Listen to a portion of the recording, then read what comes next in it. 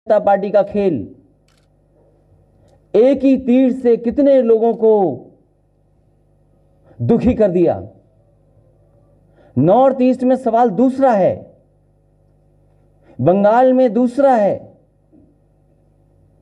और उत्तर प्रदेश, बिहार और पूरे देश में जो लोग निकल करके आए हैं वो नहीं चाहते कि संविधान से छेड़खानी हो। जो संविधान ने हमें अधिकार दिए हैं वो अधिकार हमारे बचें। और हमारे मुख्यमंत्री जी तो कमाल के हैं, जो धमकी दे रहे हैं। उत्तर प्रदेश के मुख्यमंत्री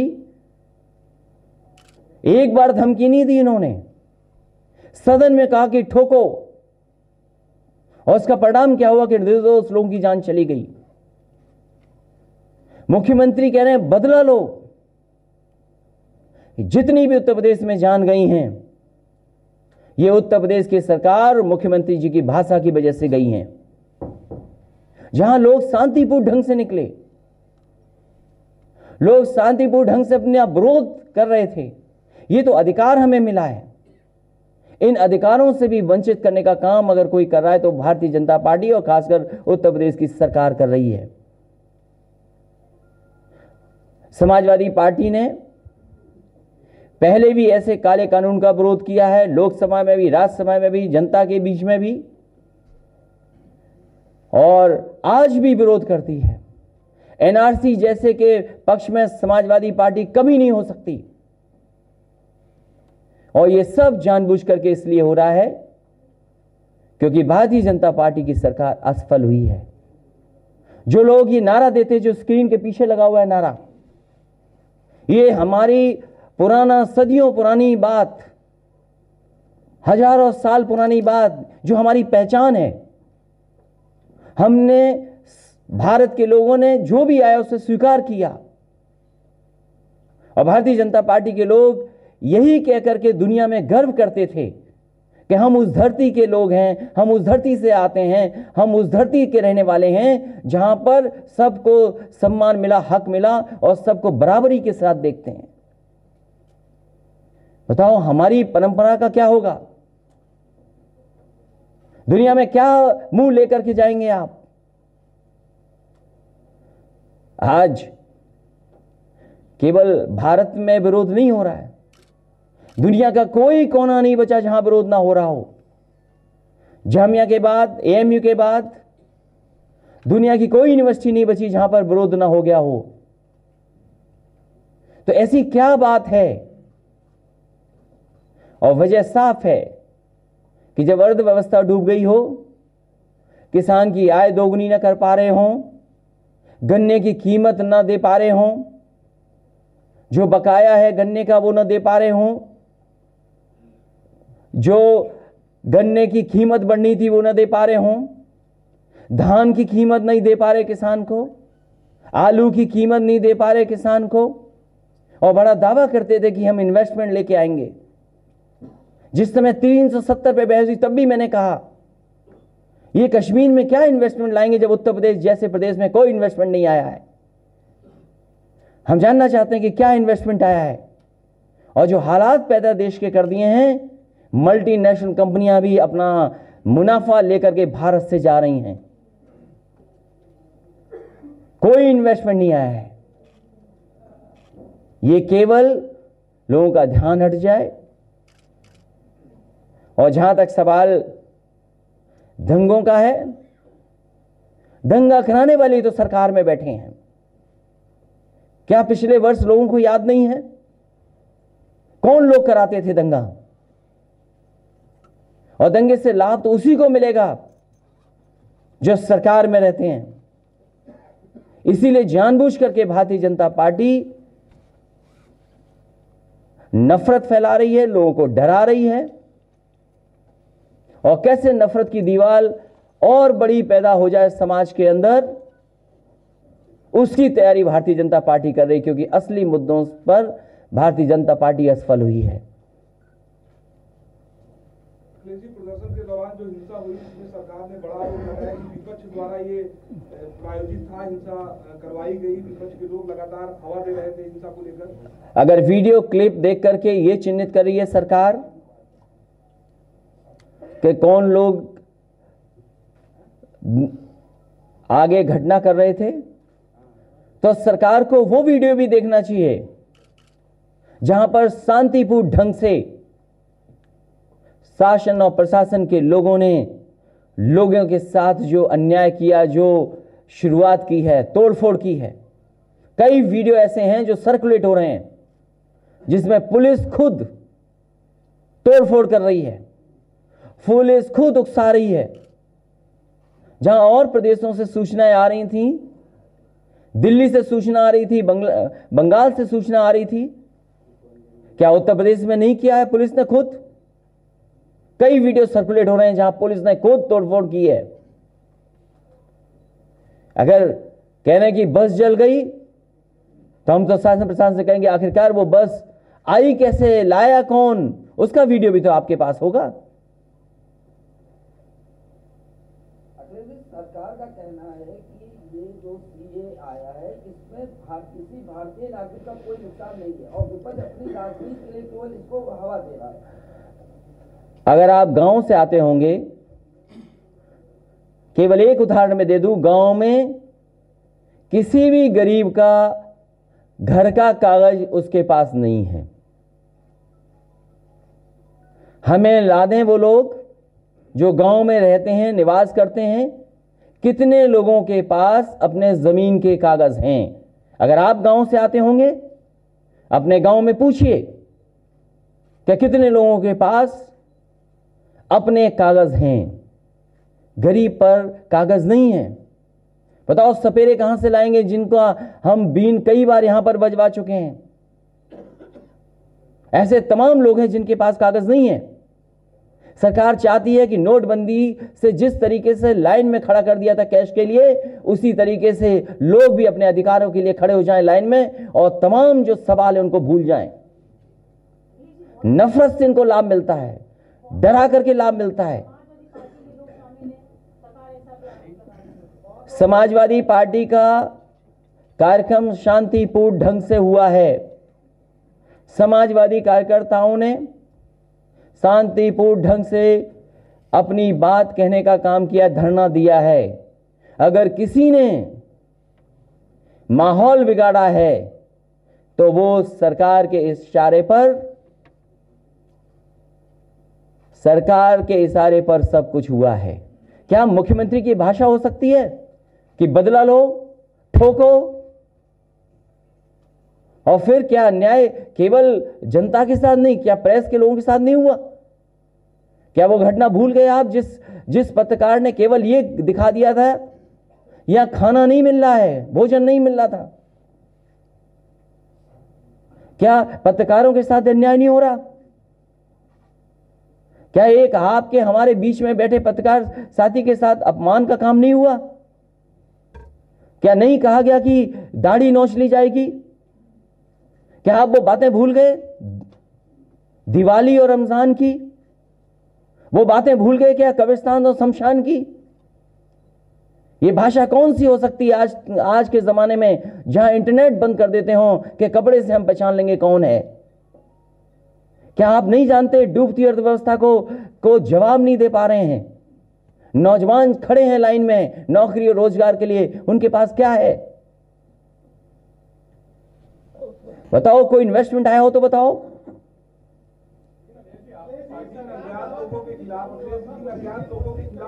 आप पड़ोस का उन्नाव देख लीजिए, दो बेटियों ने की जान चली गई। किस लिए? कि केवल न्याय मांग रही थी। 2 बेटियों को आत्मदाह करना पड़ा और दोनों बेटी इस दुनिया को छोड़ चुकी हैं केवल न्याय के लिए। एक बेटी तब बची और तब जाकर के सुप्रीम कोर्ट से उसको न्याय मिला। क्या आप पड़ोस में नहीं देख रहे हैं क्या हो रहा है? अखिलेश जी, कहा जा रहा कि एनआरसी अभी आई नहीं है, सीए को लेकर पार्टियां जो है लोगों को भड़का रही हैं, उनको बहका रही हैं। अभी एनआरसी तो लागू किया नहीं गया, अभी सीए को लेकर विरोध किस बात? भारतीय जनता पार्टी के नेताओं के क्या स्टेटमेंट नहीं सुने आपने? उनके बड़े नेताओं से लेकर के छोटे नेता क्या नहीं कहते हैं कि एनआरसी लागू होगी?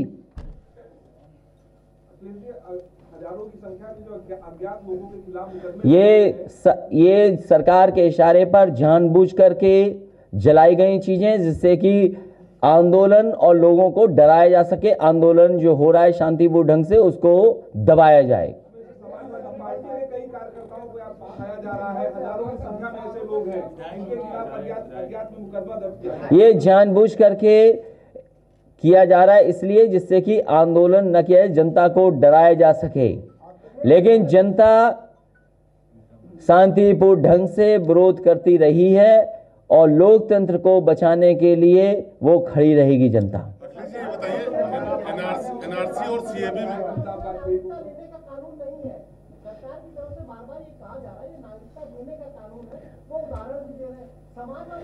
सरकार ने नोटबंदी में क्या उदाहरण दिया था?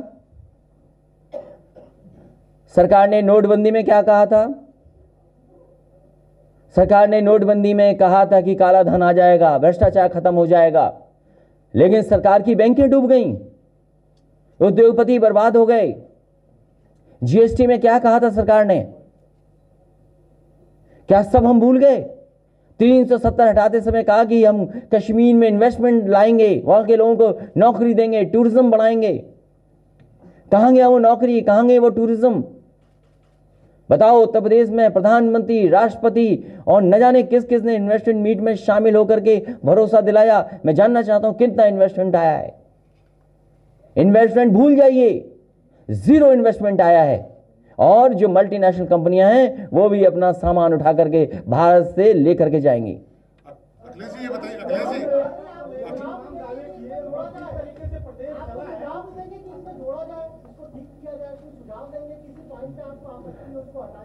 ये सरकार हटाइए, जनता से यही अपील है, क्योंकि विधायक 2020 खेलने के पूरे मन में हैं। अखिलेश जी ये बताइए, नया साल आएगा तो देखिएगा विधायक कैसे 2020 खेलने सरकार के साथ। अभी सदन में तो आपने देखा था उनका गुस्सा, और ये 300 विधायक जो नाराज हैं, उस नाराजगी को छिपाने के लिए सब ये व्यवहार हो रहा है लोगों के साथ। इसलिए मुख्यमंत्री जी ये ना जाने, ये जान लें कि जिनके शीशों के घर होते हैं वो पत्थर नहीं फेंकते। अखिलेश जी ये बताइए, अखिलेश जी आप उन विधायक का वीडियो हर जगह है, अवेलेबल है, आप पूरा देख लीजिए शासन प्रशासन क्या कर रहा था। सर ये बताइए, अमिताभ वाजपेयी केवल वहां लोगों को समझा रहे थे। सर ये बताइए, समाजवादी पार्टी और कांग्रेस पार्टी अपना अवैध वोट बैंक बचाने के लिए एसीसी। पहले तो अपनी भाषा ठीक करिए, अवैध वोट, तभी मैं जवाब दूंगा जब अपनी भाषा ठीक रखेंगे आप। अखिलेश जी अच्छा ये बताइए, सीएबी और एनआरसी में कौन से पॉइंट्स ऐसे हैं जिसमें समाजवादी पार्टी को जो दंगा करने वाले लोग हैं वो सरकार में बैठे हैं। सर किन पॉइंट्स पे आपत्ति है इन दोनों में, सीएबी और एनआरसी में? संविधान से छेड़खानी नहीं हो, यही सबसे बड़ी आपत्ति है। क्या आप चाहते हैं कि प्रेमबल में दोबारा यहां स्क्रीन पे ला दूं, जिससे आप भी पढ़ लें, आप भी देश को बता दें? आपने ट्वीट किया कि मुख्यमंत्री कहते हैं कि वो जनता से बदला लेंगे। कुछ पता नहीं चल रहा, घर वाले परेशान, कोई जवाब देने वाला नहीं है। बहुत सारी सूचनाएं ऐसी मिली हैं जहां लोगों का नहीं पता लग रहा है, और जो इन लोगों की जान भी गई वो गरीब लोग हैं।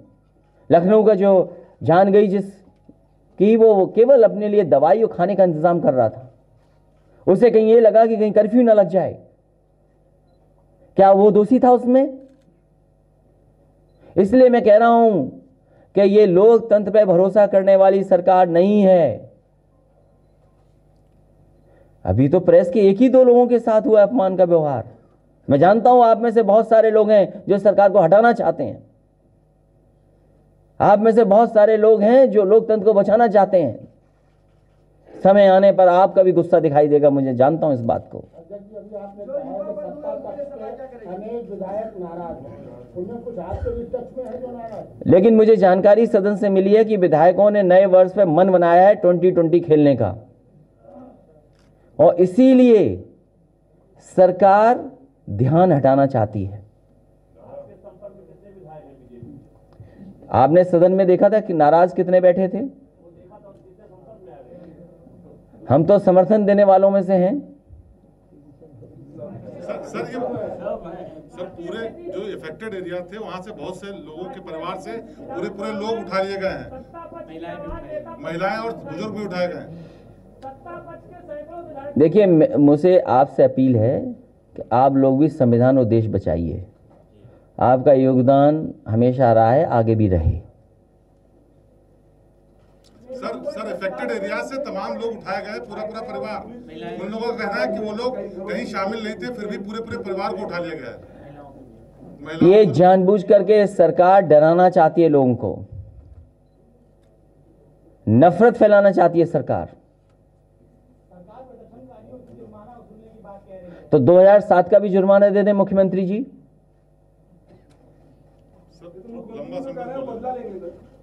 नहीं, जो गोरखपुर में दंगे हुए थे उसका जुर्माना कौन देगा? अगर शुरुआत हो तो सरकार अपनी शुरुआत करे वहां से। अखिलेश जी, आप अपील करें क्या कि शांति बनाए? अब जो मैं फिर एक बार अपील करता हूं कि जो बात कहनी है बहुत शांतिपूर्ण ढंग से, जो हमारे लोकतंत्र को मजबूत करे, समाज के ताने बाने को मजबूत करे, उसी तरह की बात रखी जाए, उसी तरीके के धरने हों।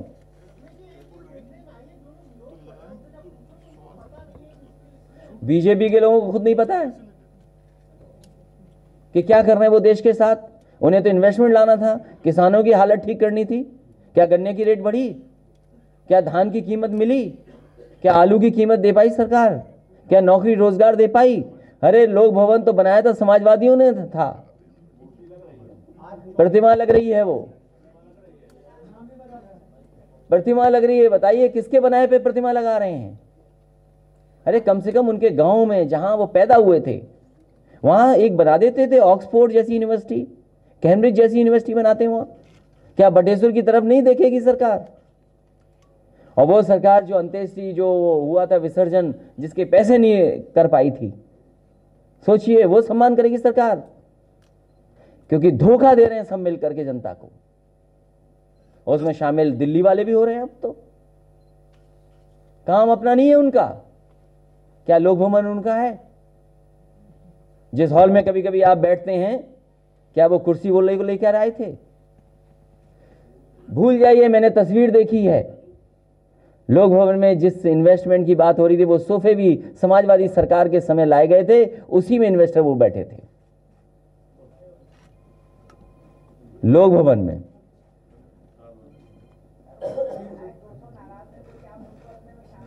अरे अगर 200 आ जाएं, 50 हमारे ले लें, सब मुख्यमंत्री बना लें अपना। आपको गिनती नहीं पता क्या?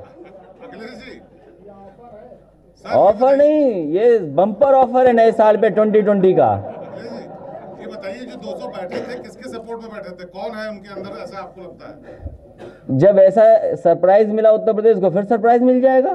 क्या आपको पता था जो मुख्यमंत्री हैं वो बन जाएंगे क्या? अब कौन कर रहा है? जब आपको पहले सरप्राइज मिला, फिर सरप्राइज मिल जाएगा। भाई ये सितारे, तारे और नक्षत्र तो यही कहते हैं। सर, एनडीए के कई घटक दल भी अब विरोध में आ गए हैं इनके। क्या आपको लगता है उनको बिना विश्वास में लिए और एक डिक्टेटरशिप की तरफ हम उनसे सावधान रहेंगे।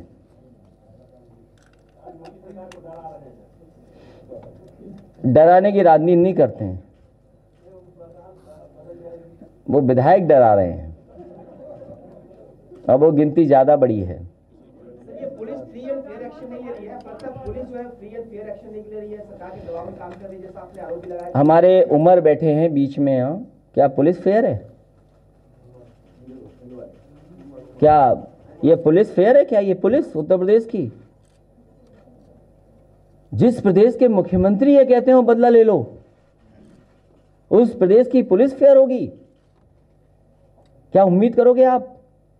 क्या इतना अच्छा भवन बनाया इसलिए क्या न्याय वहां बैठ करके करें लोग? इसीलिए मैंने कहा कि जिनके घर शीशे के होते हैं वो पत्थर नहीं फेंका करते हैं। अगर वो हिसाब किताब दूसरों से मांग रहे हैं तो लोकतंत्र में तो सरकारें आती हैं और जाती हैं। क्या आप नहीं जानते आजम खान साहब के साथ क्या क्या हुआ? और आप तो जिस चैनल के होंगे, क्या आप 8 साढ़े 8 बजे मेरे घर पे नहीं गए थे? बताइए, नहीं गए थे क्या आप? तो जब 8 बजे तुम जग सकते हो सरकार के जगाने से, तो कभी 7 बजे भी जगोगे आप लोग। सर, प्रदर्शन वाले दिन से ज्यादा आज इंतजाम किए गए सुरक्षा के, क्या सरकार विरोधियों से डरी हुई है क्या? 23 तारीख का हमारा कार्यक्रम था बिजनौर का,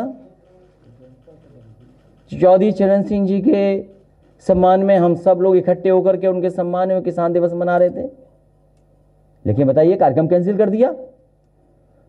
कागी धारा 144 लागू है, तो 25 तारीख को भी धारा 144 लागू होगी क्या? हम उस दिन का इंतजार करेंगे। सर, पीएम की रैली हो रही है 144। क्या धारा 144 के अंदर वो नहीं आते क्या? क्या धारा 144 उनके लिए नहीं है?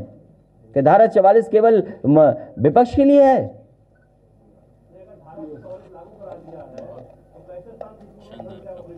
क्या चीज? हम तो लखनऊ से लेकर के गए थे लखीमपुर तक, कितनी कमजोर धारा 144 थी, तोड़ते चले गए। जैसे लखीमपुर तक गए और लखीमपुर से वापस आ गए, धारा तोड़ते गए, धारा तोड़ के आ गए। तो इसीलिए हम आपसे सवाल पूछ रहे हैं कि केवल धारा 144 कुछ लोगों के लिए है, क्या देश के प्रधानमंत्री जी के लिए नहीं है?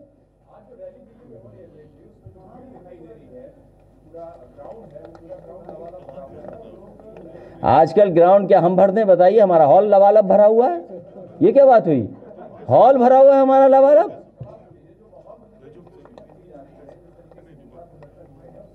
क्या आपको नोटबंदी याद नहीं? जनता को नोटबंदी याद है।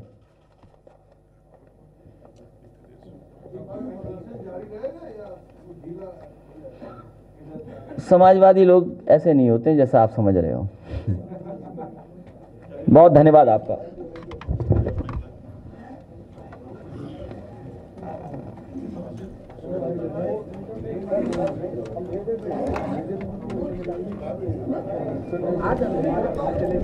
नहीं चलेगा, फिर बंद कर